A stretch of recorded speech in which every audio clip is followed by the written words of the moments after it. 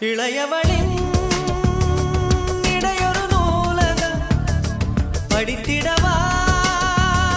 பனிவிழும் இரவுகளாயிரம் இடைவெளி எதற்கு சொல் நமக்கு உன்னாடம் ஒரு முறை விடுமுறை எடுத்தால் என்ன என்னை தீண்டக்கூடாதென வானோடு சொல்லாது வங்கக்கடல்